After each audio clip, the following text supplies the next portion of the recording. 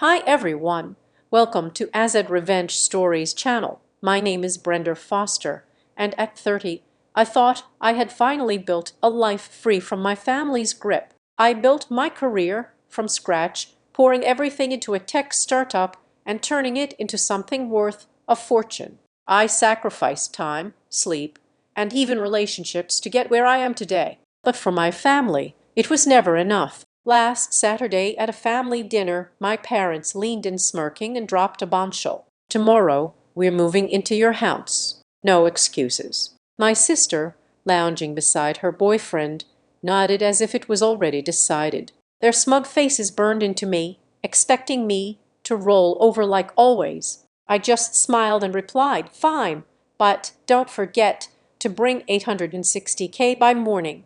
The room froze. What they didn't know, I'd already made a move they'd never see coming. Stick around to see how their plan crashed and burned. Before we dive into my story, tell me which city you're watching from. I want to know how far my story has reached. Growing up in our modest brick house in Greenville felt like two separate lives colliding under one roof. I was the older daughter, always expected to figure things out while my younger sister got everything handed to her. My parents poured thousands into her private school tuition every year, boasting about her potential despite her C's and skipped classes. They even bought her a shiny red convertible parked proudly in our driveway while I walked to the public high school with a backpack stuffed with secondhand textbooks I paid for myself. Her art classes, her summer trips to Europe, my parents funded it all, calling it an investment in her creative spirit. Meanwhile, I was told to manage with what I had.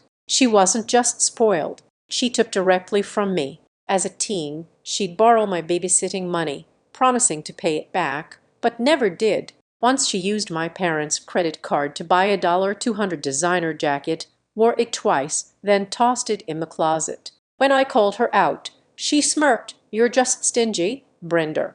My parents backed her up, saying I should be more generous as the big sister. It stung, but I swallowed it, knowing arguing was pointless. The deepest cut came when I earned a partial scholarship to study abroad in London, a dream I had chased for years. That spring, a hospital bill from my father's emergency surgery hit us hard. My parents didn't ask her to contribute. She was too young. Instead, they turned to me. I gave up the scholarship, stayed home, and took a job at a local grocery store, ringing up canned goods to help cover the debt. They thanked me once, then went right back to praising her latest painting. That was when I knew I'd always be the one they leaned on, never the one they celebrated. After that, I stopped seeking their approval. At school, I threw myself into my studies, acing math and science while working nights. I secretly opened a savings account, determined to build something they couldn't touch. By senior year,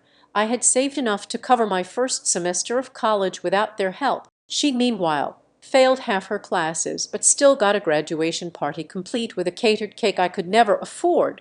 My parents clapped as she danced through it, oblivious to me in the corner, quietly planning my escape. It wasn't just about money. It was the constant reminder I was invisible, unless they needed something. Like when I fixed our leaky sink while they were too busy taking her to a gallery opening, or when I spent weekends tutoring kids for extra cash while she blew through their credit card on new shoes. Every time I thought about confronting them, her voice echoed in my head. "Why can't you just be happy for me?" And my parents would nod as if my sacrifices were just part of being the responsible one. Looking back, those years built a fire in me. I wasn't going to let their favoritism define my future. I studied harder, worked longer, and promised myself I'd never let them take advantage of me again. That resolve carried me out of that house, away from their expectations, and into a world where I could finally stand on my own. High school ended and college became my battleground for independence, leading straight into the grind of building something real. I enrolled at a local university in Greenville with a partial scholarship barely covering tuition. To make up the rest, I juggled two jobs waiting tables at a busy diner on Main Street and working as an administrative assistant at a nearby hospital. Most nights I survived on 5 hours of sleep chugging coffee to stay awake for early classes. My parents, meanwhile, paid my sister's full tuition at a fancy liberal arts college. She partied with friends, posted beach trip photos, and never worried about bills. I'd see her posts during my breaks, her carefree smile a stark contrast to my aching feet and endless spreadsheets. One rainy afternoon, at a campus coffee shop, I met Daniel Brooks, a software engineer major with a quiet intensity. We bonded over our packed schedules, trading stories about late-night study sessions and side hustles. He'd grown up fixing computers for extra cash, so he got it. Self-reliance wasn't just a choice. It was survival. Daniel became my anchor, the one person who saw my drive and didn't judge me for it. We'd grab cheap tacos after shifts, dreaming about building something bigger than ourselves. His encouragement kept me going when I wanted to quit, especially on days when exhaustion made every step feel like wading through mud. Between classes and work, I stumbled into an online course on healthcare technology. It wasn't glamorous, but it clicked. The idea of using tech to help people monitor their health remotely fascinated me. I started interning at a small Greenville startup focused on a health tracking app, unpaid at first. The team was scrappy, working out of a cramped office with mismatched chairs. I poured my savings, $2,000 scraped together from diner tips, into their early project, betting on its potential. Late nights coding basic prototypes or analyzing user data became my obsession. I wasn't just learning. I was building a future I could control. By senior year, I graduated with a 3.7 GPA, my student debt lower than most because I'd worked myself to the bone. The startup offered me a full-time role, and I jumped in. Over the next 5 years, I climbed from intern to lead developer, pouring every spare hour into the app's growth. We hit milestones, our first 10,000 users, then a contract with a local hospital system. My stake in the company grew, a mix of sweat equity and small investments from my savings. At 27, I bought a modest one-bedroom apartment in Greenville's suburbs close to our office. It wasn't flashy, but it was mine, paid for with no help from anyone. I thought maybe, just maybe, my family would see what I'd built and respect it. So, at 28, I invited them to visit our startup's office when we hit our first million in revenue. My parents walked in eyes wide at the sleek monitors and bustling team. My sister trailed behind, snapping photos for her social media. They nodded, said things like, "This is impressive, and you've done well." But then came the questions, too specific, too eager. My father asked about the company's valuation, how much my shares were worth. My mother pressed, "You're making good money now, right? Family helps family." My sister chimed in, suggesting I could share the wealth to make things easier for them. Their words sounded warm, but their eyes gleamed with something else. Greed, plain and simple. That night, lying awake, I replayed their comments. Daniel sat with me, pointing out how their tone shifted when they talked about money. It wasn't pride. It was calculation. I'd spent years proving I didn't need their approval, but now I saw they weren't here to celebrate me. They were scoping out what they could take. My stomach churned at the realization. I'd built this life from nothing, and they were already circling like vultures. That moment hardened my resolve. Whatever came next, I'd protect what was mine, no matter who stood in my way. A few months after that visit, whispers from Aunt Carol confirmed what I'd feared about my family's growing greed. It started with a late-night phone call. Aunt Carol, my father's older sister, had always been the one relative who saw through the favoritism. "Brenda," she said, her voice low, "your parents are in deep trouble. They've racked up over 50,000 in credit card debt, all to keep your sister in that fancy apartment and fund her trips." I froze, clutching the phone. She went on detailing how my parents had paid for Law's rooftop loft in downtown Greenville and a week-long getaway to Paris while their own savings dwindled. Worse, Carol overheard them talking about leaning on you to bail them out, counting on my startup success to fix their mess. The next day, I overheard a conversation that made my blood run cold. My father was on the phone in our old family living room, thinking I was out of earshot. "Brender's got that big apartment now," he said, his tone clipped. "We can move in, save on rent, and get her to chip in more. It's only fair." The words hit like a slap. I stood behind the doorway, Heart-pounding memories flooding back of Lori borrowing my babysitting money as a teen, never paying it back, and my parents shredding it off. This wasn't just about space. They saw my home, my success as their personal safety net. Betrayal burned in my chest sharper than ever. I wasn't going to let them touch what I'd built. That week, I contacted Patrick Sullivan, a lawyer in Greenville, recommended by a colleague. In his small, tidy office, I laid out everything: my startup's growth, my shares, and my family's sudden interest. Patrick, calm and sharp, valued my stake at just over $1 million. "You need to protect this," he said, adjusting his glasses. I agreed. We worked out a plan to transfer my entire stake to a venture capital fund for $860,000, a clean deal that would lock my assets out of anyone's reach. I signed the initial papers in secret, ensuring the transaction would close before my family could interfere. Every step felt like armor shielding what I'd earned. I kept it all quiet, even from Daniel at first. But one evening over takeout in my apartment, I broke down. "They are not proud of me," I told him, my voice shaking. "They just want what I have." Daniel listened, his hand steady on mine, and reminded me I wasn't alone. He'd seen my parents' dismissive attitude before, like when they skipped my college graduation to take Lori shopping. "You've got this," he said. "You've always been stronger than they give you credit for." His words grounded me, pulling me back from the edge of doubt. To brace for the storm ahead, I leaned on Sharon Ellis, a sharp-witted colleague who'd become a close friend and potential business partner. Over coffee, I shared my fears about my family's intentions. Sharon, who'd navigated her own family drama, didn't sugarcoat it.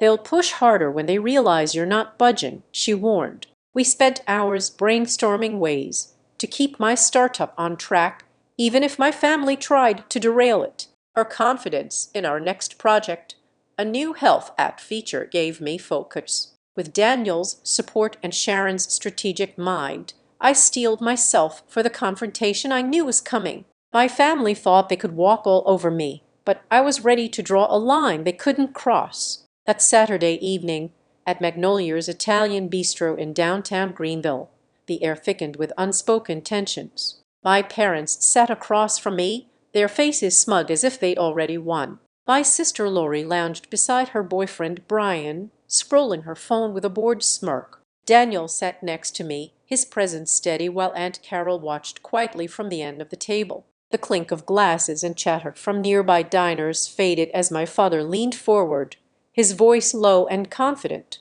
"Brenda," he said, "we've decided. Tomorrow we're moving into your apartment. It's got plenty of space, and it's time you helped us out."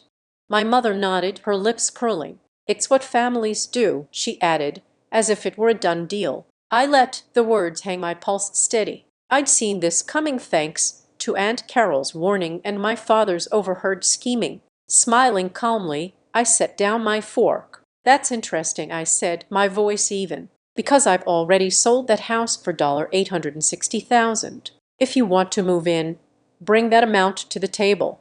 The table fell silent. My father's jaw tightened, his eyes wide with shock. My mother's smile vanished, replaced by a stunned blink. Lori dropped her phone, her face twisting in disbelief. Brian just stared, his fork frozen midair. They hadn't expected me to push back, let alone outmaneuver them. Lori recovered first, her voice sharp. "You're so selfish, Brenda. Always hoarding everything for yourself," she snapped, her words dripping with venom. Brian chimed in, his tone mocking. "What? You think you're better than us? You've always been jealous of Lori." Their accusations stung, but I'd heard worse growing up. My father leaned in, his voice cold. "You're turning your back on family," he said. "I'll make sure everyone in Greenville knows what kind of daughter you are." His threat landed like a punch, aiming to guilt me into submission. My mother, ever the performer, let tears well up. "After all we've done for you," she whispered, "sacrificing so much when you were young." Her words were hollow. Those sacrifices were nothing compared to the years I'd spent scraping by while they funded Law's whims. I didn't flinch. "You mean the sacrifices I made?"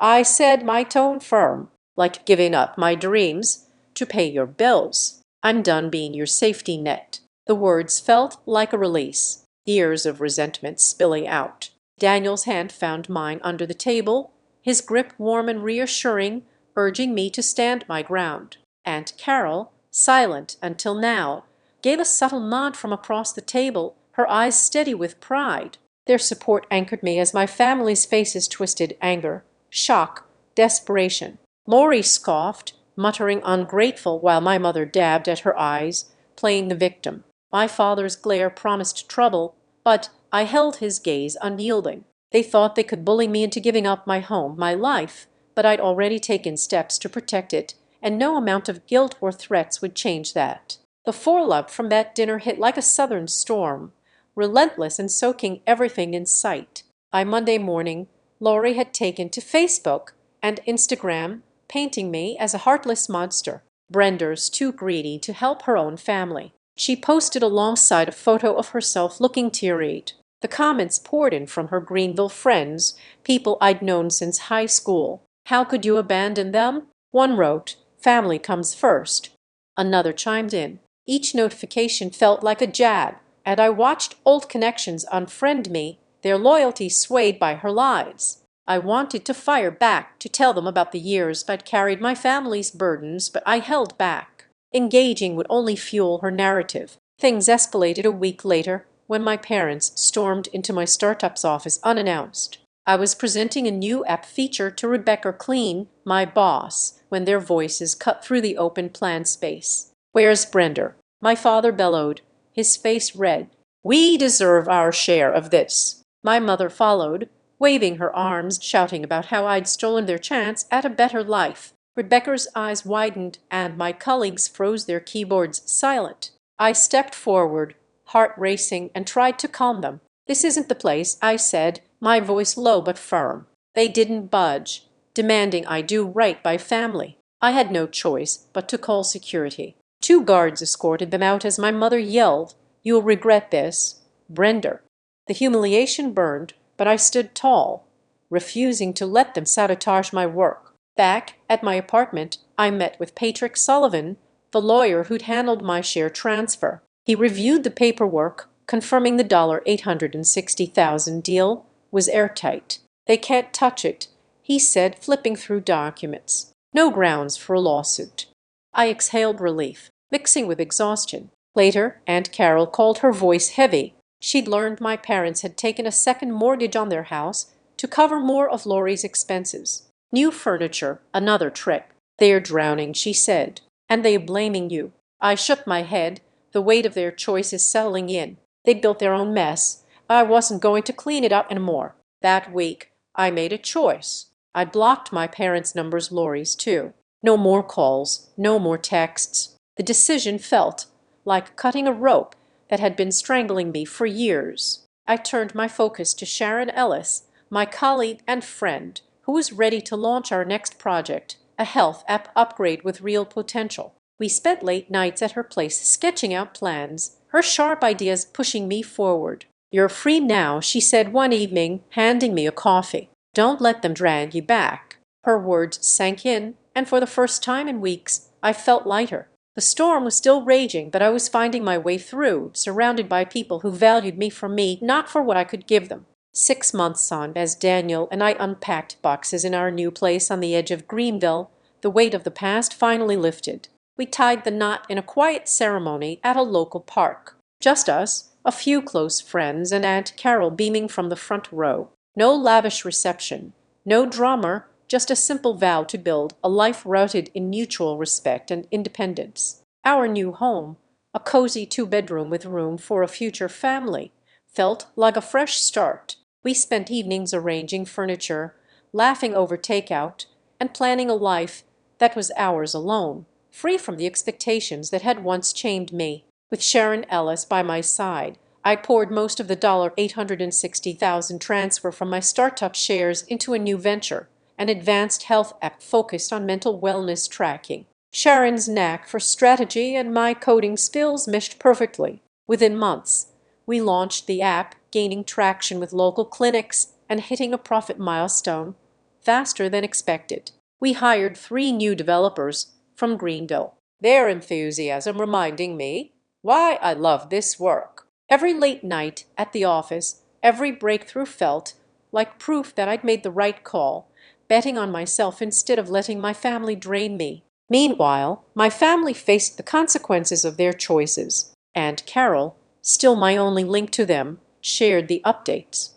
Lori and Brian split after a heated fight over money he'd grown tired of her endless spending. She moved into a cramped studio apartment working as an administrative assistant at a local real estate office, barely scraping by on a modest salary. Her social media posts, once full of glitz, now showed a quieter life, no longer propped up by my parents' credit cards. My parents weren't faring much better. To cover their debts, including that second mortgage, they sold the family home, the same one I'd grown up in. They moved into a basic retirement apartment, forced to cut back on dining out and vacations. Aunt Carol said they still grumbled about me, blaming me for their struggles, but I felt no guilt. They'd built their own cage. Looking back, I saw the truth clearly. Setting boundaries wasn't selfish. It was survival. My family's dependence on me, their assumption that I'd always bent, had led them to this point.